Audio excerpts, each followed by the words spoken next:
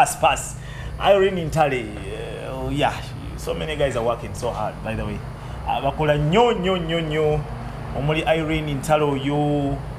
Omuli Moses Radio. Yeah, man. That man. What do you know? I'm such a Sechewa Charles Rodin Y.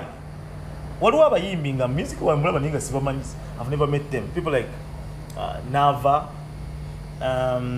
Omusajja wa oluyimba olw'ebbaala bamitani omusajja omuyita Dax something bakusituma bakuzala mu bbaala basajja bayiyiza bane mwebale nnyo walidde okukola music si kyekintu ekyangu lately you go through studio nova mu studio nogenda simanya osooka wa muwandiisi novayo noddeeno mu studio audio novaawo nogenda mu ka video sometimes si byangu omuntu watukira oluyimba ate alulete ku NTV oluusi naffe tugamba olubuzeemu manyina fenga bomanyi tuli musika style ngama wandikoze bwoti si bubi by the way wabula ntugera ntugamba wandibadde okolamu ekirala ekiribera so mwebale nyaba kufuddeyo okukwataganya nnyo ate nga mukola emirimu muli bangi sometimes amanya government pozi ne musajja mukulu Megadi alina akayimba akanyumire nnyo kawadanga in fact Brian ojja kanoonya tujja kuzanya kayimba ako akamusajja mukulu Megadi tulina Patricia aliwana ebintu bingi byakola naye agenda kubitunyonyola herself atwegasseeko kuba nti tunyumiramu naye ku mboozi mpolampola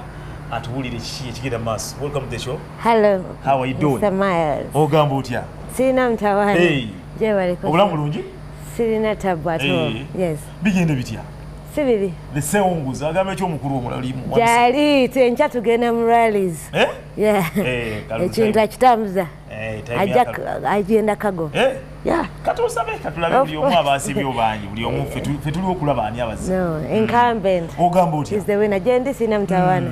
Pozigwe. Bigende bitya? Tewali. Nako mukulabanga tuli ku launch y'ekitabo kyo.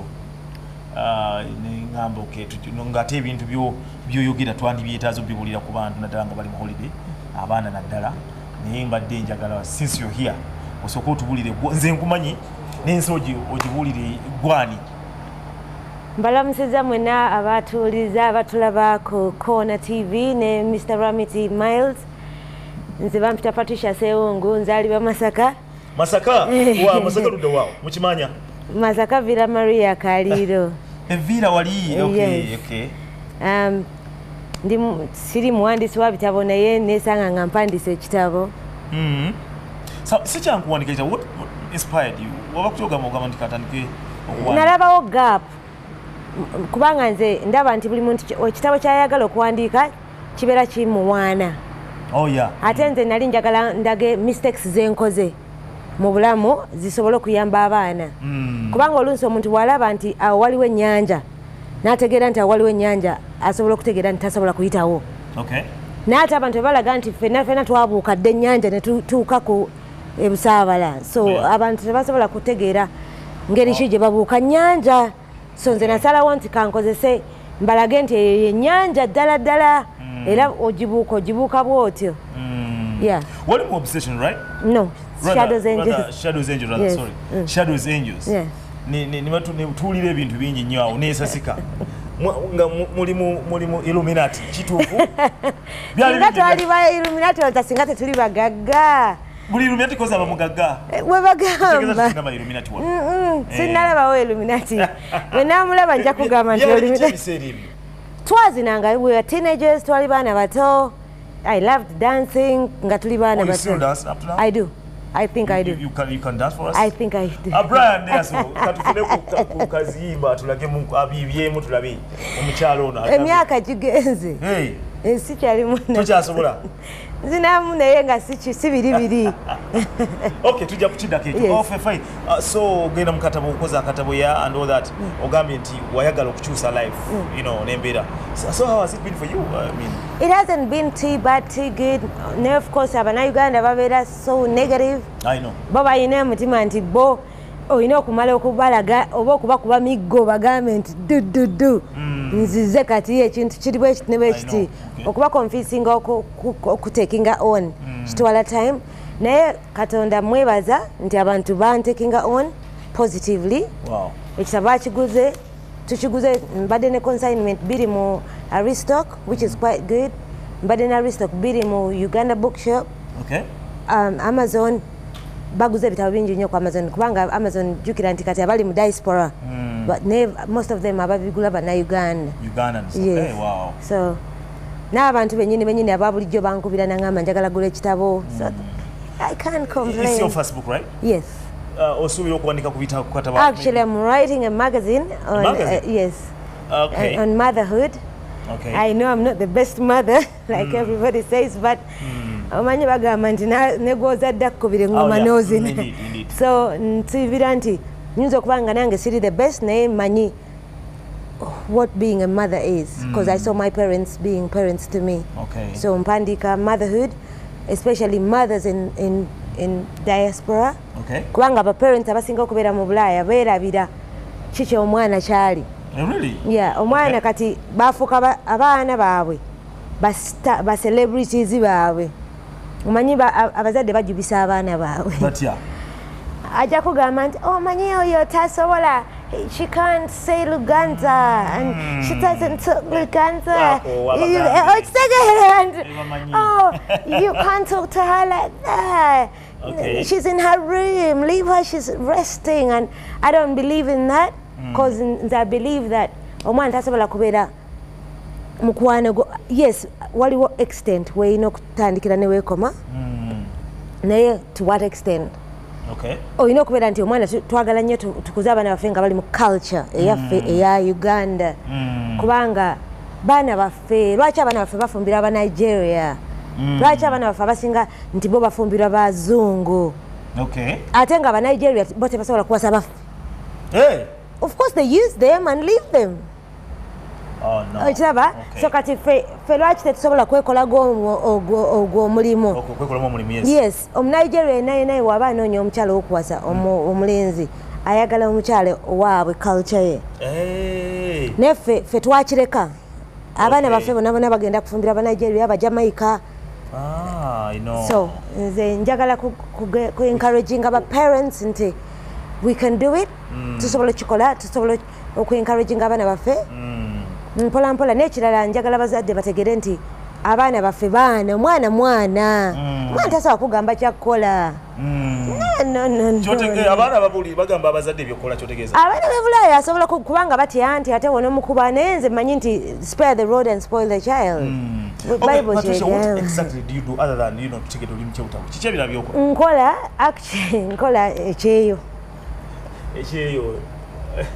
Temutera kwagala kwogera ekyeyo. Nkuba ekyeyo. Ndabirira abakadde. Patricia, twogere point enkulu endala eno Olga. What she said, makeup by Olga. Transformation workshop, by Olga. What's this about? Olga muwala yabeerako Miss Uganda. Miss Uganda? Emyaka mingi nnyo egigenze. Okay. Kati yasoma makeup, yalowooza nti her belief is woman of color. Okay. Ye problem yegamba nti Abannayuganda basinga babuze.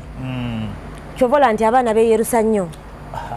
Bakakyo bali nsomani waliwo article efulumye today ebadde kati one of those foreign newspapers nja kufinding out naye ngera boogera ku Uganda okuba nti abantu bableachinze nnyo. In fact, it's a big article. I will let you know about what where. So, because of so much low self-esteem, abantu beeyerusa kubanga tebamanyi makeup kigo balina okukozesa. Ate nga makeup woba omu-applyinze omutuufu osobola okulabika bulungi nobeera nga toyonoonye skin yo kubanga pigment ya skin yaffe abaddugavu nungi nnyo nnyo. Osobola ogirekawo nobeera nga weesiga makeup omutuufu. Ne problem weri nti ffe abaddugavu oba Abannayuganda oba olwokuba abantu tebamanyi bulungi makeup kigo alina ku applyinga. Agenda mu office bo bateekamu agenda mu club. Kati abasajja ne babeerawo office n'agenda ne mu club.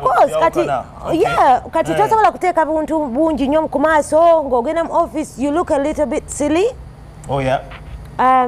Mu office makeup wanjawulo oba ogenda mu kiduula era wanjawulo oba ogenda ku video wanjawulo kati makeup kyekyabuzabuza ffe abaddugavu kubanga ffe abaddugavu ekizibu kye tulina tujjubisa ebintu tukyamuka buli ekijja kye tukyamukirako tetutegeera bulungi. Yes, we do apply the wrong makeup. Kati Olga yabisoma ayagala kuyigiriza abantu nti makeup owa office mulala, ku makeup owa studio mulala, ne ku makeup ow'embaga mulala kubanga embaga you have to be exaggerated kubanga oli mugole. Then kubanga Olga yagamba nti woman of color buli muntu fa abaddugavu tulinze kubeera ne pigment skin ennungi naye tetutegeddeeyo part. Kati ye yasoma makeup na understanding kati ayagala kuyigiriza abantu n'ekirala ayagala creating small businesses.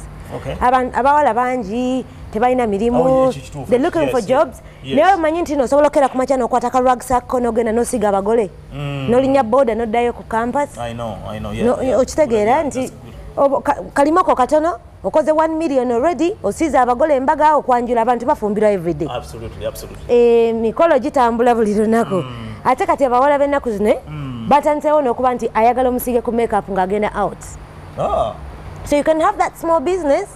So Olga wants to teach people how to apply makeup on people and then you create your own small business. Absolutely. So what time are we looking at? When is this? It's in the March on the 15th at March Serena. 15th. Yes. Serena Hotel. Ntwala asatu nakusatu. Ntwala 10 per day. Naye omanye ekirungi ekiri mu kintu ekyo tena tuzi blowing one of day in day out. But you're breaking it down. Mitwala satu bulina. Mitwala 10 a day. Yes, not a lot. Not at all. Kusenda that spending ku bintu ebitali magezi. So osobola kwera nga Patricia aba bafuna batyana ddala ku event nalabye Faridi ali wano namulengeddewo yakwataganya eki tulina Spout, tulina Facebook handle Makeup by Makeup Olga, Nampima Olga on Facebook, Instagram Makeup by Makeup Olga, and Twitter. They're everywhere. Fine. But here, I mean, do you have like any contact person just in case? Farid is here. Spout and Ambias is actually our sponsors. Victoria School in Natete bagenda kusponsoringa balina essomero lya makeup. They're sponsors already. Nabadde interested nnyo okutegeera kiki ddala what workshop your makeup really it's making a sense. Is there anything else to have? That's it. Okujjako okusiibula bakwano bange n'okubeebaza everybody. Thank you very much all my friends who have stood with me on Desire's cause. I love you so much. Yes. Oyina kayimba kuwandiyagadde? Yes. Kayimba ki? Bikola. Tugenda maaso KOONA ne NTV Street at Serena Building.